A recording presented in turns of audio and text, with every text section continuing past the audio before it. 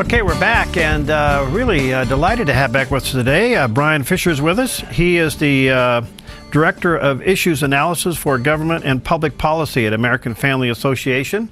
And he is a host of his own talk show, Focal Point. In fact, some people call him a natural-born talker. We call him friend. Hi, Bryan. How are you, my friend? Good, Perry. How are you doing? Good, good. Well, listen, a lot to talk to you about, but I kind of want to get your take on what happened to Craig James over there at Fox Sports. Well, a lot of your listeners are probably going to be familiar with Craig James. He was on ESPN for years and years and years. Right. He had an outstanding college football career at SMU. He had a career in the NFL. And then he was a commentator, very well-liked commentator on ESPN on their college football broadcast. Very accomplished, very smooth, very articulate. His reviews were absolutely, without exception, stellar and positive. He took a hiatus from his broadcasting career in 2011 to run for the United States Senate. He was actually in the same primary that Ted Cruz won. Ted Cruz is now representing the state of Texas in the U.S. Senate, and Craig James was in that same primary.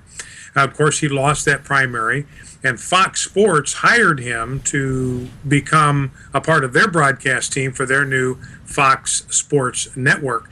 And again, I just want to read, see if I can grab this real quickly, read what the Fox News hiring guy said, the executive director there, this is the executive producer, Mike Anastasio. This is what he said about Craig James when they hired him. He is a talented broadcaster who I've admired throughout his career.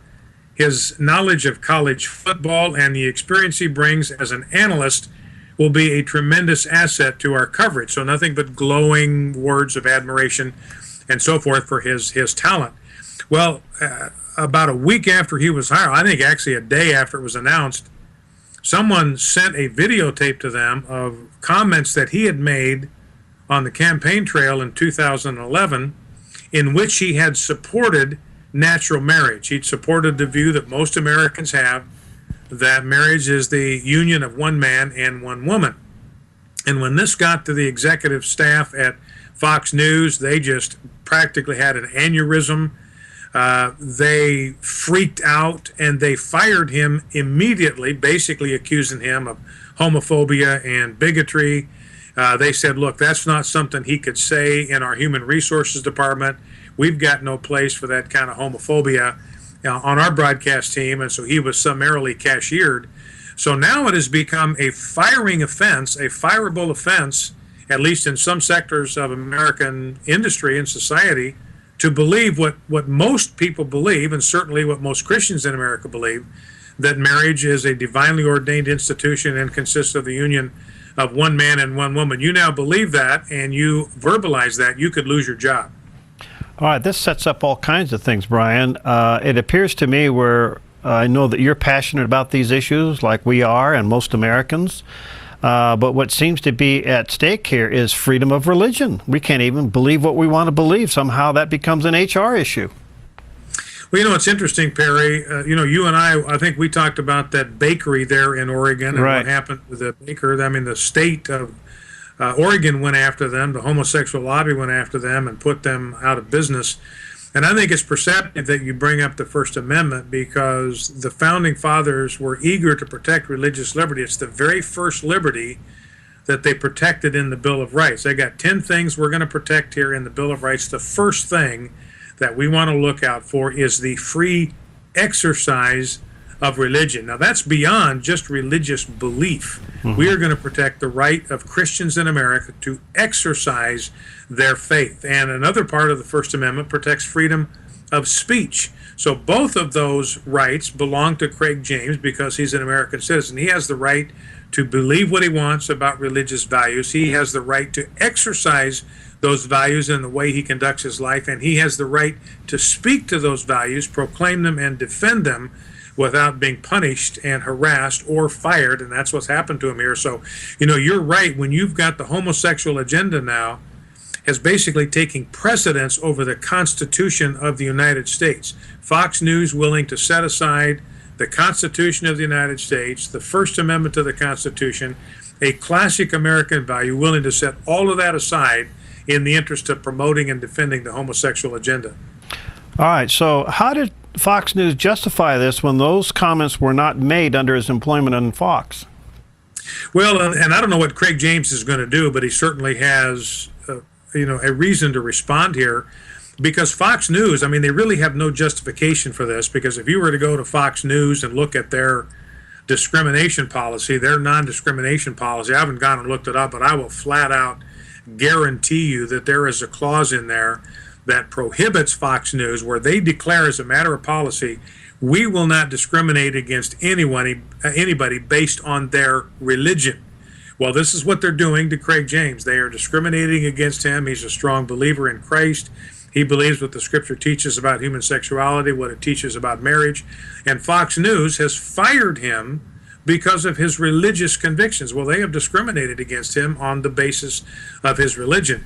And what it illustrates, Perry, is something that we've touched on before when we've talked, is that when it comes to the homosexual agenda and its conflict with religious liberty, this is really a zero-sum game.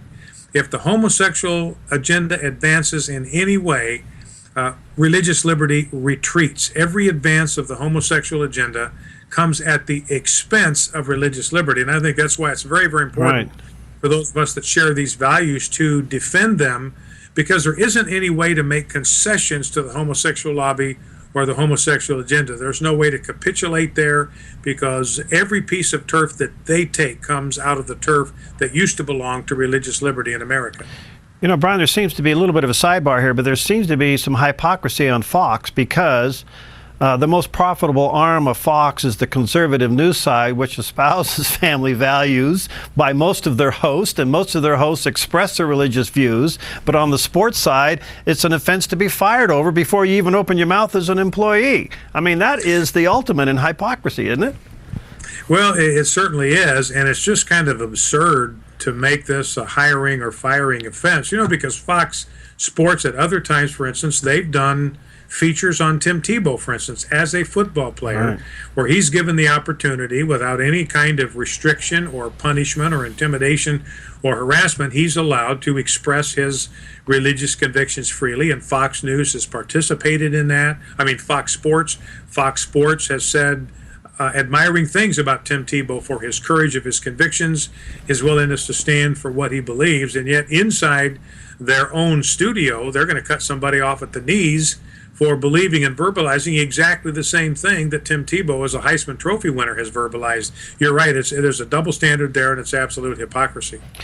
All right, so, by the way, today is Constitution Day. Our Constitution is 226 years old today. I would recommend, as Americans, we go read the Constitution Day, especially as it relates to religious freedom. Yeah. Well, nobody in government is using the Constitution. Nobody in the Supreme Court is using it. We might as well make some use of it while we still have it. Well, that's a good point. All right, so, Brian, where is this going? Where is this attack on Christianity going in America? I mean, we are now... in fact, I heard the new head of the Southern Baptist Convention say that we're no longer, the Bible Belt's no longer what it used to be. We're not changing things. We're under attack. If we're not careful, we will be in retreat mode. This homosexual agenda, as you're saying, is coming at the cost of religious freedom. Where's this thing going, in your opinion, Brian?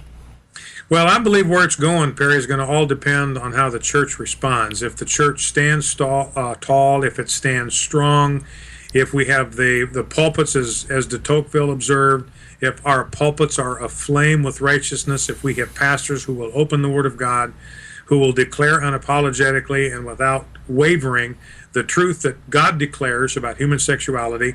I just read in the Psalms the other day where God is exalted above all things, His name and His word. Mm-hmm. So God says, look, of the two things that are at the top of the pyramid, of things that I honor, the things that I exalt, my name is number one and my word is number two. So if the Christian church, there are enough believers, evangelical believers in America, that government couldn't get away with this kind of blatant bigotry, this religious discrimination, unless the evangelical church is simply silent and doesn't exercise its spiritual and societal and constitutional muscle. So I think that's really going to be the issue, is whether the church is going to wake up in time to kind of put a stop to this thing. You know, it's interesting. I've always wondered, Perry, or have wondered for some time, when is American people just going to say, look, we've had enough of having this homosexual agenda just shoved down our throats and pushed on us. It's interesting that Dallas has got a gay pride parade, and the city council in Dallas and the police force there has said, look, this year we are going to crack down on lewdness and public nudity. The stuff you've been able to get away with in this gay pride parade in years past, that's over. We've got an ordinance that prohibits public displays of lewdness, public displays of nudity, simulated sex stuff. We've got ordinances that prohibit all that, and this year, for the first time, they are going to crack down on that. So we may be getting to a point where the American people are going to say, look, we have given about as much ground as we're going to give, and it's time for us to start pushing back against this tide of perversity. All right. Is there anything that the Christian community can do for Greg James? I mean, he probably doesn't want to work for Fox now, but on the other hand, he's been discriminated against, and it is a reflection on all of us. Well, it certainly is, and I think it's important that we make our voices heard. And again, I wouldn't want to make life more difficult for Greg James than it already is. You know, he's going to probably have a very difficult time getting another job in sports broadcasting. Despite his ability, he's being discriminated against. It's blatant bigotry, it's heterophobia, it's Christophobia, and he's the victim of that. And, you know, it may be a case where the more noise we make toward possible employers, the more difficulty we could create for Craig James. So we want to be careful about doing that. And but I do believe where we have opportunity, where we can do so to protect these values, we ought to do that, and we ought to weigh in. You know, and we have a website, afa.net. We've talked about this before, Perry. We have action alerts that we send out once or twice a week to people who share our values, give them an opportunity to express their point of view, to weigh in on issues of religious liberty and the homosexual agenda, because we know that matters to people. So we encourage people to go to afa.net, get these action alerts, and then take action when you have opportunity. And I think in that way we can collectively make our voices heard and start pushing back against this tide of darkness that threatens to overwhelm us. All right, Bryan, let me take a quick break here. I'll come back to you. And again, that website is afa.net. Let me tell you, it is a terrific resource, and support them in all of their efforts. But if you want a lot of information that Bryan is sharing with us today, afa.net. We'll be right back. Well, we're back with Bryan Fischer, and he's the Director of Issue Analysis for Government and Public Policy at American Family Association. And he also has his own national talk show, Focal Point, on the AFA radio network. You may want to check that out. And let me just give you that website again. It is really a terrific resource, afa.net, and sign up for their updates, because they'll come right to your computer. And I have to say, Bryan, I use it a lot for my own show prep. Terrific. Hey, listen, I want to come back to this issue of the homosexual agenda as it relates to the church. Do you think we as Christians know how to push back on this issue without being seen as bigoted? Well, I think the reality is that we are not going to be able to control what other people say about us. And far too many Christians, far too many pastors have been intimidated by the simple reality that they know, Christians know, that if we speak out, if we declare our convictions on this, if we verbalize them, if we defend them, that we are going to be tagged as hateful, homophobic bigots. Now, we know that that's not true. We know that there's no truth to that whatsoever. We don't hate anybody. Right. We love everybody. We love homosexuals. We don't want to see anybody suffer what homosexuality and homosexual conduct does to people, the way it erodes their soul and spirit, the way it endangers their health.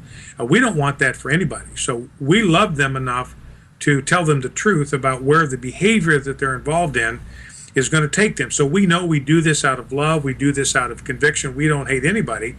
And so it hurts when people falsely accuse you of being somebody that you are not. And that intimidates a lot of people into silence. You know, I've discovered, Perry, in talking with people that promote the homosexual agenda, is they cannot argue on the merits. That there's no way that they can argue for the homosexual agenda based on science or social research or biology or genetics or history or any of those things. And so very quickly they have to resort to name calling. And unfortunately, we don't like to be called names because we know it's not accurate. We know it's unfair. And so it tends to intimidate us. And so we retreat into silence. And so I think one of the things that's going to be important for us as Christians to do, and there are polite ways to do this in conversation. We don't have to be angry. We don't have to be aggressive. We don't have to get up in anybody's face. If the subject comes up in a conversation, we can say, look, I'm hearing what you're saying, but, I think there may be another way to look at it. Here's how I look at it as a Christian. Now, that may trigger some kind of firestorm. And at that point, I think it's important that we just hold our ground. What the apostle said in Ephesians 6 is after we are to stand firm in the strength and the might of the Lord, and after we have done everything, we are to stand firm. So the idea there, what Christians need to learn to do, I believe, on marriage, on the sanctity of life, on homosexuality, we need to take our stand on the Word of God, plant our feet there, and then we're not going to let anybody knock us off our position. You look at football coaches, offensive line coaches, they do a lot of work on footwork. You got to plant your feet if you're an offensive lineman. You got to plant your feet. You've got to dig in. You've got to hold your ground. You're going to get a lot of pressure coming against you to try to knock you off balance, to get you to retreat. You need to hold your ground, and I think we need to do the same thing. Because I think in time, we know that it's very much out there now in states who are approving same-sex marriages, and all the issues and the drill. But in time, I think it becomes a real opportunity to minister to the homosexuals. They will reach a point where they'll look for something else because they're not being fulfilled. Well, I agree. It's a dead-end street. I read a sobering study just this morning, Perry, that according to the Centers for Disease Control, they're doing a study of males in America between the ages of 13 and 24. And you think about that. These are guys with their entire life in front of them, ages 13 to 24. And of all of the 13 to 24-year-old males in America that have HIV, 94 to 95% of them contracted that through having sex with other males. These are 13 to 24 years old. So we know, and we know according to what the CDC tells us, what HIV does. It leads to AIDS. It leads to all kinds of illnesses and diseases. It can shorten lifespans by 8 to 20 years. We don't want to see that happen to anybody. We want these young males, 13 to 24, we want them to live full lives, happy lives, satisfying lives. We want for them to redirect their sexual energy toward marriage so they can know the joys of marriage, they can know the joys of children and family. So this is a fight we don't want to give up because it's not just about us. And what you said, Perry, I think, you have a 13 to 24-year-old male. He begins to realize the consequences of the behavior he's indulging in. Right. What he might remember is the people that loved him enough to warn him about this, that loved him enough to tell him the truth about where this could lead, and maybe he will turn back to them for some kind of counsel and direction at that point. All right, I want to turn your attention to another subject quickly, Bryan, and I appreciate your time. I value it greatly. I want to go to the subject of pluralism, and in particular, it seems that our president seems to be more pro-Islamic than he is pro-Christian, and that's setting up a very difficult argument, and one that I don't know if we're doing well with either. How should we respond to this when there is a religion out there, or at least it's been given the title of a religion? I think it started as a philosophy, but nevertheless, that wants us dead? How do we respond to this? Well, I think what we need to understand about the nature of Islam is Islam as a religion. I'm not talking about individual Muslims now as individuals, because we know that most Muslims in America do not want to destroy us. They just want to live here. They want to make a living. They want to provide for their families. That's true of most Muslims that live in the United States. But there is a lethal minority that believe what their religion teaches them. I mean, Islam is a religion of war. It is a religion of death. It is a religion of violence.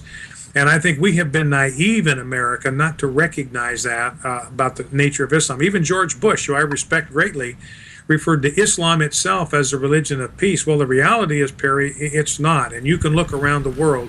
Everywhere where the religion of Islam is in the ascendancy, you see no protection for basic civil rights that we take for granted: freedom of religion, freedom of speech, freedom of association, treatment for women. They're treated dismally and shabbily and brutally often in Islamic cultures. It's not a benign alternative to Christianity. So I think, number one, we need to wake up and recognize that Islam really is at war with Christianity. It's at war with Christ. It's a counterfeit alternative to Christianity.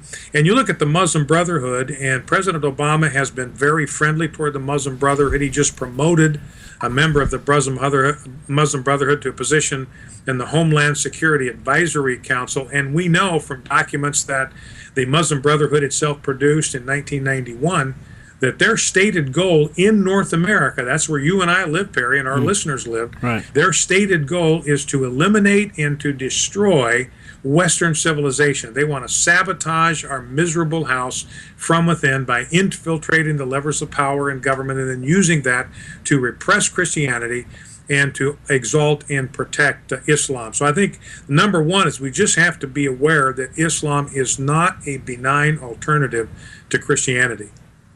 Well, and we're aware of what you just mentioned about the Muslim Brotherhood being promoted in Homeland Security and other appointments within this administration, but we don't seem to be talking about this or pushing back on this.